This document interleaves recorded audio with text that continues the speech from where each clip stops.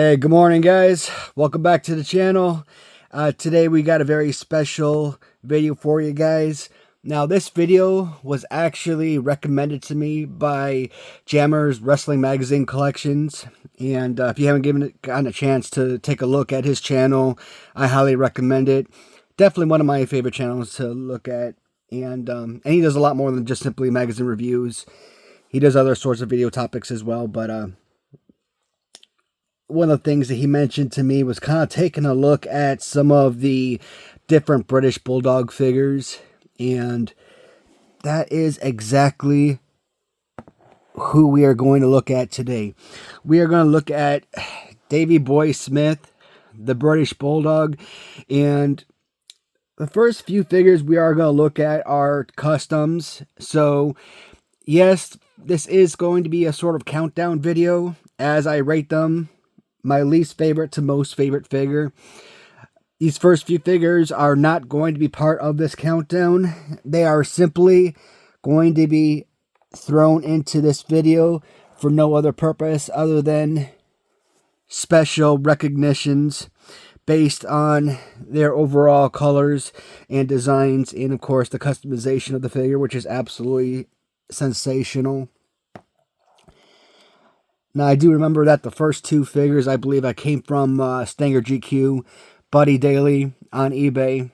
And figure number 3 here on the far right was a Robert Jackson exclusive. Definitely one of the best customizers of LJN's, Hasbro's, Mattel Retros, Galoob figures out there. So, man can pretty much take any general figure like your basic Jake Roberts or your basic Hacksaw Jim Duggan and turn it into an absolutely splendid figure. One of the most elite figures. In fact, if this wasn't a custom, this would be hands down my #1 favorite British Bulldog figure. Since British Bulldog is more than just a singular character in the 80s, British Bulldogs were a tag team, which did consist of Dynamite Kid, Tom Billington. So there are a couple of Dynamite Kid figures I decided to throw into this video just for the sake of making it more British Bulldog friendly and not just Davey Boy Smith friendly. So just taking a look at a few of the customs. Once again, these customs are not part of my countdown. I just wanted to throw them in there just for value and for recognition. And I like this one because of the way that the hair actually pops up and moves around. So that's pretty awesome. So the 3 British Bulldog customs will fall in line in the back. So as I look at this line, it looks like we were looking at 9 different British Bulldog figures. It looks like just 2 of them are actual Dynamite Kid figures. Now, the figures from Chella Toys, as you guys know, Chella Toys transitioned to Epic Toys. So they're basically one and the same, but Chella Toys, they're synonymous with creating multiple variations of certain characters, which a lot of these companies do, and it's frustrating. But so I do have one example of Dynamite Kid, for example, but I might not have the other color scheme. I might have it on card, but I think as long as we show up one figure, we'll be good to go. So coming in at number 9 as my number 9, or for the sake of this video, my least favorite British Bulldog figure. And this is all going to be based on the 4-inch scale action figures. These are all going to be based on what I classify as the Hasbro-style figures.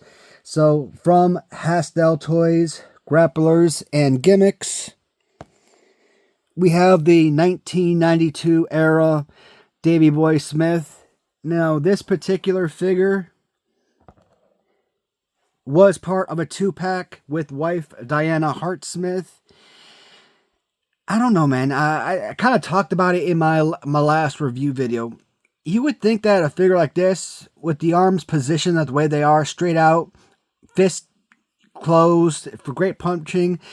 You would think that this would be one of the more elite figures.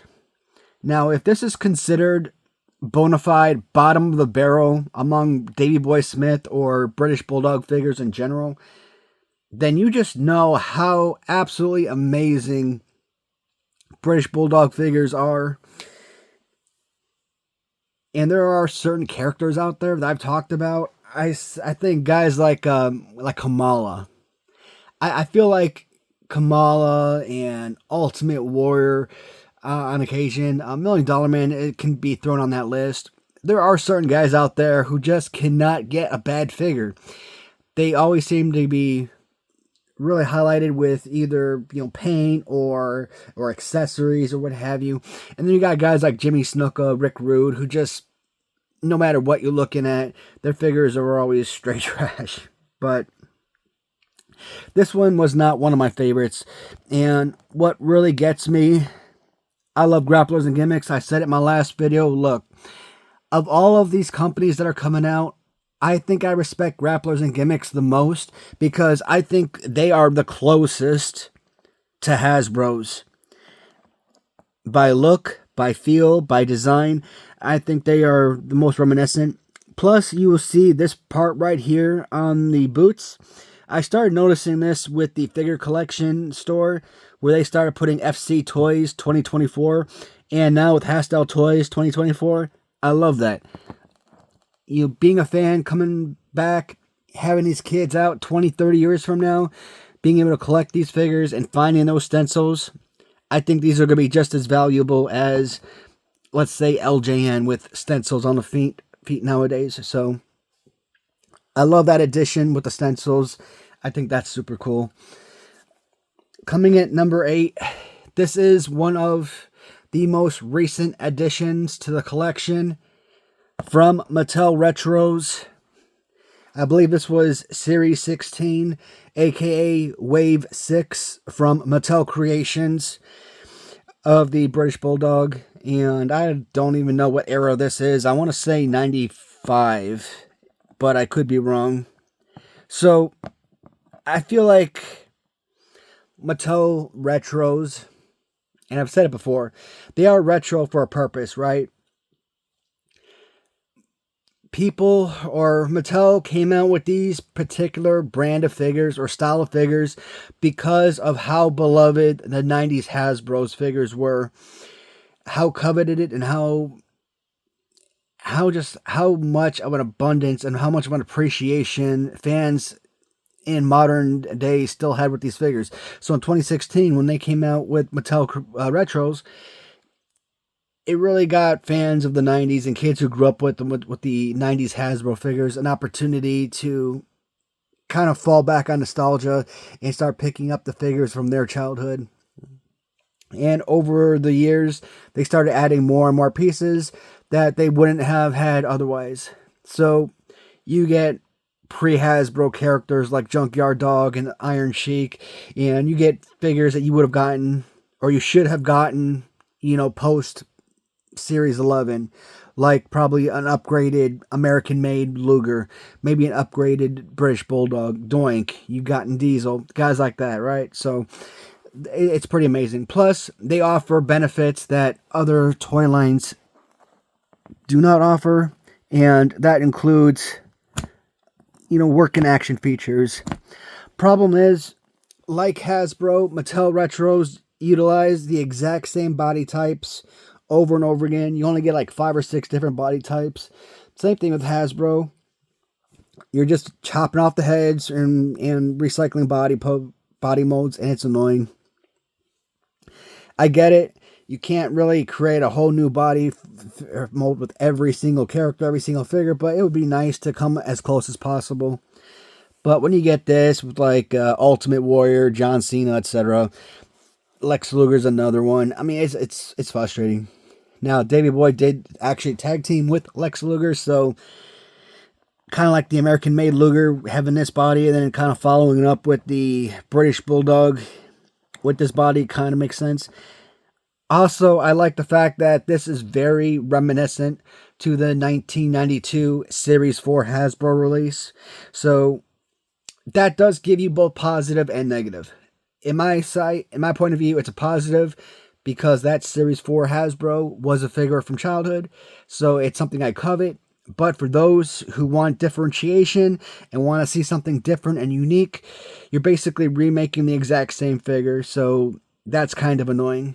And for that purpose, and because of this stupid dual body where you kind of separate the abs from the upper chest and whatnot, I've never been a fan of that particular part of the pose. It's not the worst ever, but for that purpose, it does fall much further down my list and falls in at number 8. Coming in at number 7, from Epic Toys, we get the first of the 2-pack of the British Bulldogs tag team. All of these companies, man, think LJN, think Random Treasures, think Major Wrestling Figure Podcast with their big rubber guys. Now think of companies like Epic Toys, right? And the list goes on. You're constantly getting Powers of Pain. You're constantly getting Demolition. You're constantly getting guys like Legion of Doom, etc. It becomes redundant when all of the companies are constantly making the same characters over and over and over again. Every single company, every single line, LJN style figures, Hasbro style figures. Let's try something different. So, yes, I love the fact that Big Rubber Guys came out with their own British Bulldogs. Great. But there's already a British Bulldog LJN tag team, so not really necessary in my opinion. And they were nice figures, but are they a huge upgrade from the originals? So-and-so. And kind of same thing with the Epic Toys. Alright, so we already had Davey Boy Smith, right, from Hasbro. So I kind of feel like when I see these companies like Zombie Sailors and Rush Collectibles and Grapplers and Gimmicks and Mattel Retros, etc., I want to see different characters. Characters we did not grow up with or didn't have from childhood. So when you get a Davey Boy Smith, waist down, absolutely amazing. Love it. Love the mid-1980s, 85 era British Bulldog color scheme. That is incredible. But the fighting pose is absolute trash. I get it. We're adults. We're not playing with these. They're display only. Looks fantastic. Highly recommend this 2-pack for any collector out there. But play pose, it ruins it for me. And it doesn't matter if I'm playing with these figures or not. Irrelevant. It just means more. It just I don't know. It's just more flashy, I guess, when the play pose is something that's more popular. And this right here doesn't do too much. I kind of look at this and I think about the Series 2 Hasbro Hogan with the bear hug. I mean, if his arms were in any further, that's essentially what you're getting. You're getting like another bear hug Hogan type figure. So it could have definitely been near the top overall, but because of pose, it really hurt itself essentially and falls further down my list. So he comes in at number 7. Coming in at number 6, and this one was a tough one because I really think this one actually deserves to be much, much higher. But at number 6, I'm going with 1997 era Davey Boy Smith. Now, the upgrade I like about this particular figure is that he does have the extended arm, so it does give you a different play pose than what you're accustomed to. Not like your Series 4 Hasbro or the Mattel Retro with the open hands, right? So, closed fist. It's not that up and down slamming motion. Now, these don't have working features, so you don't have that twisted arm clothesline type of deal. But the boots are absolutely insane, right? And right now, kind of looking at this figure, I might actually regret putting this figure so far down the list. Like I said, I'm kind of regretting it right now. I'm actually thinking that this figure belongs probably 2, maybe 3 steps higher. But based on the layout, he is listed at number 6. And do I still agree with that? I'm looking at the other figures and maybe not. But I'm going to leave it the way that I initially set it out. So, looks incredible. But Hasstel Toys. I love Hasstel Toys. I will brag about Hasstel Toys like crazy. With regard to one thing I will generally complain about. I get it, guys. I know I said it a million times. I understand licensing. And you have to have approval from the wrestlers themselves or from the families of the wrestlers or the announcers or whoever you're making figures of so that you're not getting sued. I got it. Makes sense.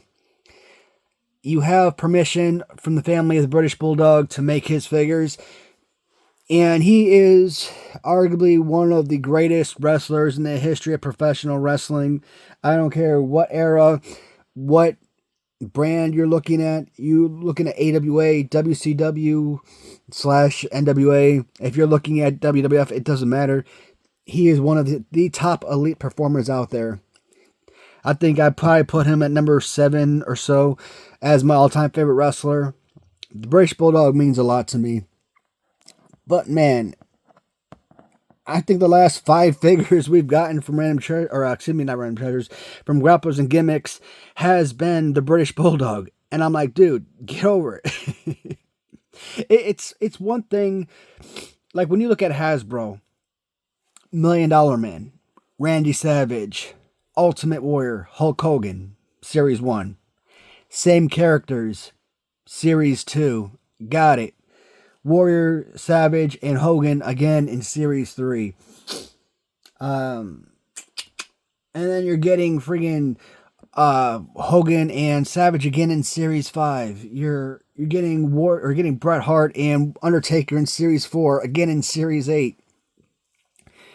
You know, I understand you're getting like all of these characters released repetitiously.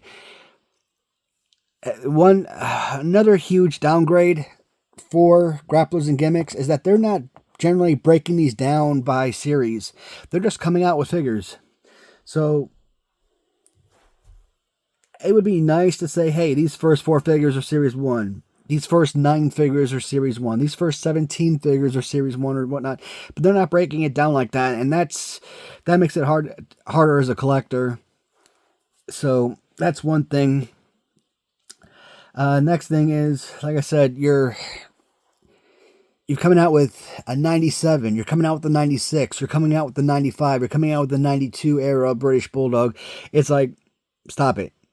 If you were breaking it down by series and like every series you were coming out with a different British Bulldog, maybe you can sit back and say something, maybe you can accept it, but because they're coming out back to back to back, it's becoming redundant, and I'm sure they're going to end up losing a lot of fans by doing so. All right, that was 97, and I believe this was 95. I believe this was 1995 era British Bulldog, and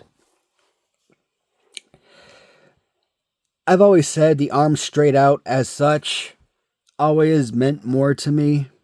Like when you look at Hasbro and you look at Demolition Smash, when you look at like Honky Tonk Man, right? I mean, there's pretty much any figure with the arms straight out like that, but those are just a couple because they're the first 2 I thought of from the first couple series. But any figure with straight arms straight like that, that's or Nails Series 7. Those are the easiest and most enjoyable figures for play. And that's why I'm kind of like surprised why this one did so bad, because he's got the arms straight out like so, and that's what I covet. I mean, this weird posing like so. I mean, I don't like all that. Maybe that positioning of the arms helps the 95 era British Bulldog move up a slot to number 5 and beat the 97 era. Even though I do like the 97, I do like his graphics a little bit more. But generally the exact same look around the knee pads and the boots and whatnot. The only thing he doesn't have is the built-on vest with the additional graphics. The long hair, I think I enjoy that a lot more because I'm used to the dreadlocks and whatnot. So kind of seeing Davey Boy with a short buzz cut haircut, it's not as familiar to me as the long-haired British Bulldog. So I think that's another reason why I kind of gravitated towards this figure and some of these other figures a little bit more than the 97 era British Bulldog. So another great piece. And don't get me wrong, guys. From what we've seen from Grapplers and Gimmicks, I love these British Bulldog figures. I've had my complaints about the 92 era Bulldog with Diana, the 2-pack. But overall, I still think it's a good figure. I just think it's my least favorite among the different variants. My biggest frustration is simply the fact that there's just been so many released back to back, and there's no other figures coming out in between. But number 5, 95 British Bulldog. Coming at number 4, we return to Chella Toys. And this is Tom Billington's Dynamite Kid. Get rid of the cape. So, this is another one of the figures. Again, arms straight out. And just like the other British Bulldog, the 97 era, where I kind of felt like that Bulldog deserved to be pushed up 2, maybe even 3 slots. This one could have potentially fallen back a couple of slots. But I do think that Chella Toys overall, for the longest time, I did think that their figures were the closest to Hasbro. Now, since then, I've kind of gravitated more towards Grapplers and Gimmicks. Their figures just feel like they're better made. They're thicker. Their plastic feels a whole lot harder. So, it's one of those things where they fall off the table. If you're a kid and you're playing with these, I don't think you're sitting there holding your breath, worried about fingers breaking and arms busting off and whatnot. So, and you kind of look at Tom's legs. They kind of like, they could look like extra thick legs, man. It's like he's no, from the knees down, he doesn't look like he has any legs, but from like the thigh area, it looks like his leg is nothing but thigh. So that's kind of, you got to get kind of a laugh out of that. And, he's got a great face mold on here too. So this is really just an awesome piece. Now, he does have his red pants variant as well with mustache, but I think I only have that one on card. I don't have the red pants variant loose. And with accessory, it was just a nice piece to add to come in at the number 4 slot. Now, at number 3, we are sticking with Tom Billington as Dynamite Kid. We move from from Chella Toys / Epic Toys, as we see the second half of the Epic Toys tag team release with Dynamite Kid. Now, why does this one come in at number 3 when the Davey Boy Smith version came in at number 7? Simply put, this one has a million times better fighting pose. The right arm, just about similar to Davey Boy. I think it's out just a shade more that makes it a little bit more playable. But the left arm is definitely more playable. And like I said, Epic Toys and Chella Toys are the same company, rebranded. The blue pants variants, these would have rated so much higher. I mean, around numbers 3, number 4 would have been perfect for both figures. It just happens to be pose sucked on one. But a very thick and solid figure, just like the Chella. So Epic Toys is continuing on that tradition by providing nice hard plastic and good skin tone, probably better skin tone. I don't know. I think maybe Chella Toys skin tone's a little bit better because I think it's more realistic. more peachy, where Epic Toys is more brown, much more tan in comparison. But either way, arms out much further, so it's a more playable action figure. Really solid piece overall, and highly deserving of the number 3 slot. Coming at number 2, I did not do an individual review of this figure, and if I had actually waited another day, I could have gotten both the 1992, the 1995, and the 1996 era British Bulldog figures all put out at the same time. But I decided to do the 92 and 95 as they came in. And why they didn't ship the figures together, I don't know. But number 2 from Grapplers and Gimmicks. They have provided the second greatest British Bulldog figure of all time. And I'm going to move a couple of these guys out of the way so that we can have... And kind of like your 97 Bulldog. So 96 and 97 Bulldog are roughly the same guy. It looks like the haircut's the same. Look like the same head mold overall. Same play pose. With the right extended arm. And you can move this arm up and down. So that's a nice little feature. Good color. Now, is this one necessarily better than the 97? I don't know. I feel like if that's going to be number 2, then maybe the 97 should have been number 3, or maybe vice versa. 97, 93, that one, or number 2, and that one number 3, and everyone else got pushed back. Yeah, I think if I were to have redone this, that's what I would have done. I don't know what it is about the other Bulldogs that kind of interested me more than that one. Or maybe it was just the pants that I really enjoyed on the 92, because when you look at the 97, he's just trunks, right? But that's the tough part when you have a lot of really great figures, is trying to put them in order of preference when they all have their uniqueness and they all have value, and you enjoy them for different reasons, or heck, you might enjoy them for the same reasons. So how do you really rate them or place them on a number 1 to 10 type of scale when you really covet them all equally, essentially?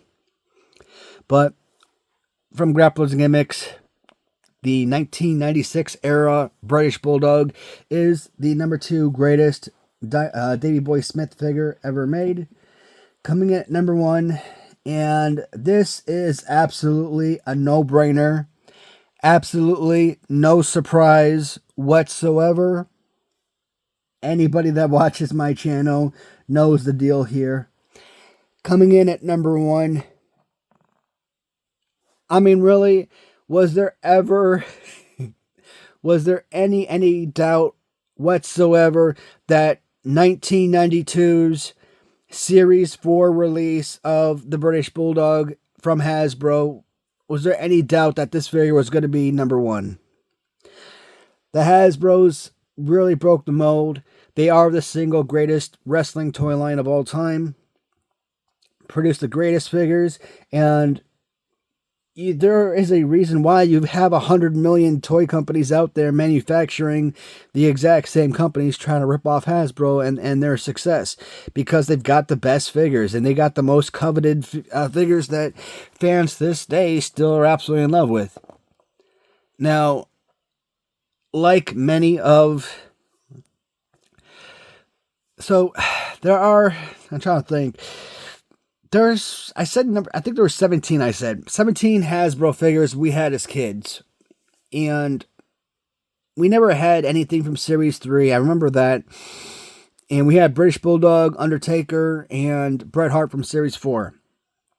As kids, we didn't see the commercials for any of these other guys or magazines or anything like that. So we didn't see any of the other releases. We didn't see anything from Series 5 onward. The only time I ever learned about any of these other figures was when I started collecting a few years ago.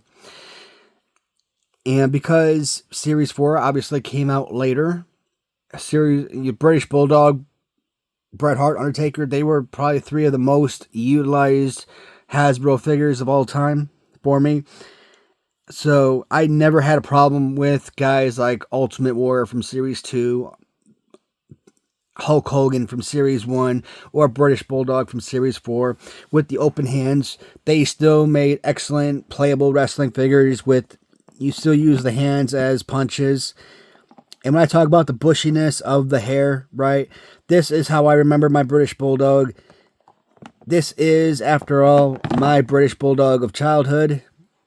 And up until I started collecting LJNs at the tail end of 2021, I never even knew about Dynamite Kid. So this was at one point my one and only known British Bulldog. Hasbro will always be number one. Very rarely will you ever see any Hasbro figure pushed out of the top slots. So seeing a Hasbro number, I mean, it's perfect. I mean, what do you want from me? It's a great head sculpt. It's got a great thickness to the figure. It's nice and sturdy. Great play pose, great look, got color, detail. And you know what? Very synonymous or unique. You've got these working action features, right? So only Mattel Retros can really duplicate that, and they don't duplicate the same way that Hasbro's do. So this is, trying to give you a full view. These are your British Bulldog Hasbro-style wrestling figures. Guys, this was a fun video to make. And I just want to thank Jammers for giving me this idea. This was really awesome. And anybody out there have any ideas or videos that you would like to see, please let me know. If I have the capabilities to make that type of video, I would love to make them for you. So, as always, guys, thank you so much for watching. Leave a comment if you'd like. I will respond as quickly as I can. Otherwise, I will see you in the next video. Take care, everybody.